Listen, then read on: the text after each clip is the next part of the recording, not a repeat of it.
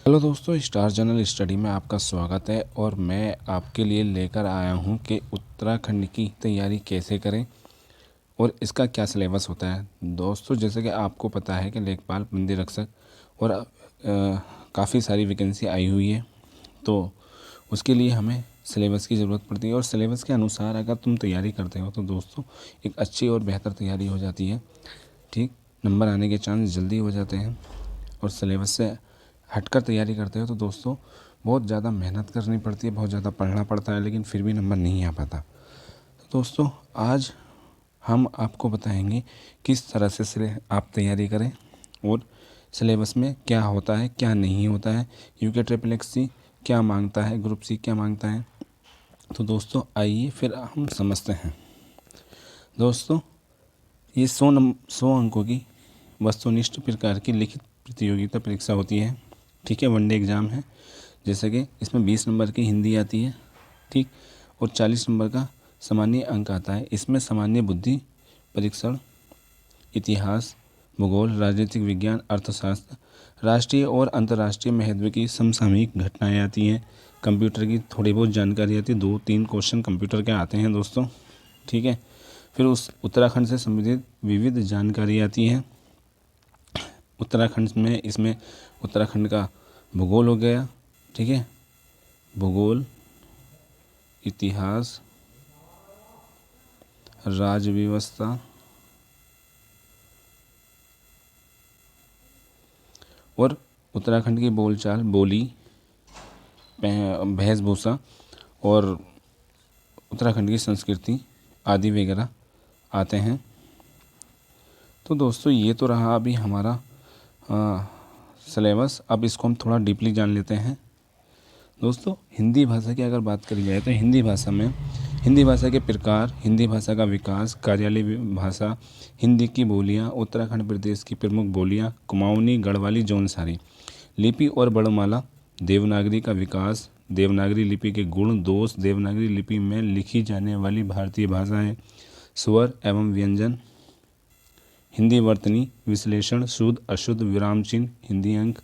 शब्द संरचना की बात करी जाए तो इसमें वर्ड आते हैं अक्षर, प्रत्यय, उपसर्ग, संज्ञा, सर्वनाम, क्रिया, पद, लिंग, वचन, पुरुष, विशेष, अलंकार, क्रिया विशेषण, कारक आदि वगैरह आते हैं। शब्द भंडार की बात करी जाए तो दोस्तों इसमें तत्सम, तद्भव, देशज, आगत, एकार्थी, अनेकार्थी, विपार्थी, विलोम शब्द यानी और समानार्थी पर्यायवाची शब्द आते हैं। ये हमारा संधि हुआ, स्वर संधि, दीर्घ संधि, गुण संधि, वृद्धि संधि, यड़ संधि। वाक्य परिचय में वाक्य का आशय एवं परिभाषा, वाक्य के प्रकार, वाक्य शुद्धि, ठीक है। मुहावरे आते हैं, 1 से 2 नंबर के मुहावरे आते हैं दोस्तों। और टिप्पण, प्रारूप, विज्ञप्ति, सरकारी व अर्ध सरकारी पत्र यानी पत्र लेखन आता है। 1 या 2 नंबर का पत्र लेखन आता है। अभी पीछे जो जितने भी एग्ज़ाम हुए दोस्तों उसमें कम से कम 1 या 2 नंबर के पत्र लेखन और जनसंचार से क्वेश्चन था। जनसंचार से Hindi computing, font, typing, page layout एक क्वेश्चन आता है। अब पद की बात करी जाए तो पद में लेखकों के बारे में, उनकी रचनाएं के बारे में मालूम करा जाता है, ठीक है। तो कबीर, सूरदास, तुलसीदास, मीरा, रसखान, जयशंकर प्रसाद, निराला, सुमित्रानंदन पंत, माखनलाल चतुर्वेदी, मुक्तिबोध, मंगलेश डबराल, राजेश जोशी। मुक्तिबोध, मंगलेश डबराल अभी पीछे एग्जाम में भी आ चुके हैं। सुमित्रानंदन बहुत आता है, निराला बहुत आता है, जयशंकर प्रसाद के बारे में, राजेश जोशी इनके बारे में बहुत ज़्यादा मोस्ट इम्पोर्टेंट हैं, इनके बारे में अच्छा मालूम किया जाता है।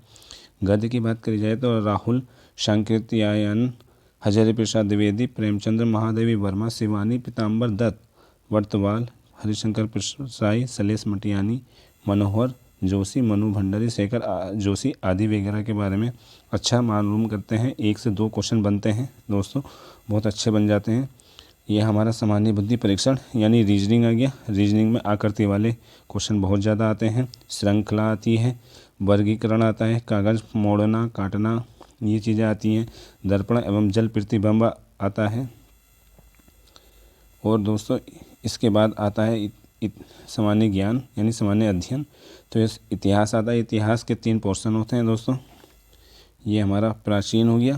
प्राचीन में हमारा सिंधु घाटी सभ्यता, वैदिक सभ्यता, उत्तर वैदिक काल, महाकाव्य काल, जैन व बौद्ध धर्म, मौर्य काल, उत्तर मौर्य काल, गुप्त साम्राज्य, उत्तर गुप्त काल, संस्कृत और तुम्हारा अरब तुर्की आक्रमण आता है। मध्यकालीन भारतीय इतिहास आता है।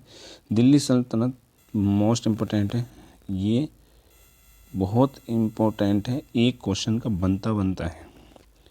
मुग़ल काल हुआ, मराठा व सिख हुआ, ठीक है दोस्तों। और अब आता है आधुनिक काल।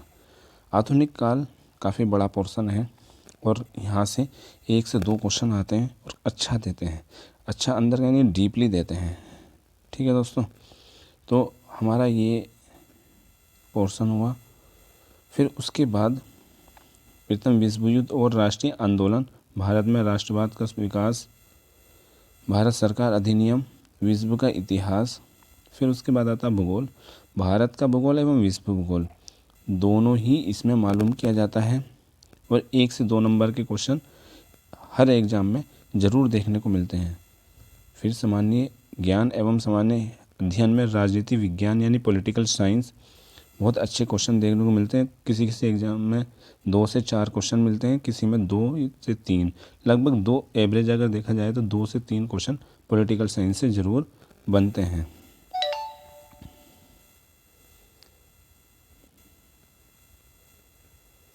तो दोस्तों ये हमारा सिलेबस है भारतीय संविधान। फिर उसके बाद आता है उत्तराखंड का पंचायत राज अधिनियम, बहुत अच्छा टॉपिक है और 1 से 2 क्वेश्चन बनते हैं।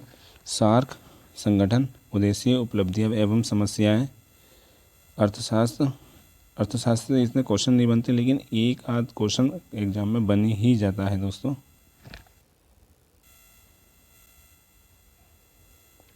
राष्ट्रीय और अंतर्राष्ट्रीय महत्व की समसामयिक घटनाएं, करंट अफेयर, तो करंट अफेयर से 2 से 3 क्वेश्चन हर एग्जाम में बनते हैं। उत्तराखंड से संबंधित विविध जानकारी, उत्तराखंड का भौगोलिक परिचय, ठीक है, स्थिति एवं विस्तार, पर्वत, चोटियाँ, हिमनद, नदियाँ, झीलें, प्राकृतिक संसाधन, वन संसाधन, मृदा संसाधन, जनसंख्या आदि वगैरह अगर अच्छे से पढ़ लेते हो तो बहुत अच्छे क्वेश्चन कवर हो जाते हैं। क्योंकि उत्तराखंड के क्वेश्चन जो आते हैं दोस्तों तो 25 से 26 क्वेश्चन परीक्षा वाणी से आते हैं और बाकी 13 से 14 क्वेश्चन अदर बुक से आते हैं। तो इसलिए दोस्तों परीक्षा वाणी मेरा खुद का सजेशन है सब दोस्तों के लिए कि परीक्षा वाणी डीपली अच्छे से पढ़ें और बेहतर तरीके से पढ़ें। क्योंकि परीक्षा वाणी अगर सही तरीके से पढ़ लेते हो ना तो 25 से 26 क्वेश्चन आराम से तुम्हारे क्लियर हो जाएंगे। और जब 25 से 26 क्वेश्चन तुम्हारे क्लियर होंगे तो 13 से 14 अदर बुक से आप ले ही लोगे। तो दोस्तों 40 में से कम अगर इस पोर्शन को अच्छे से कर लेते हो तो 35-36 तो आराम से बन ही जाएंगे।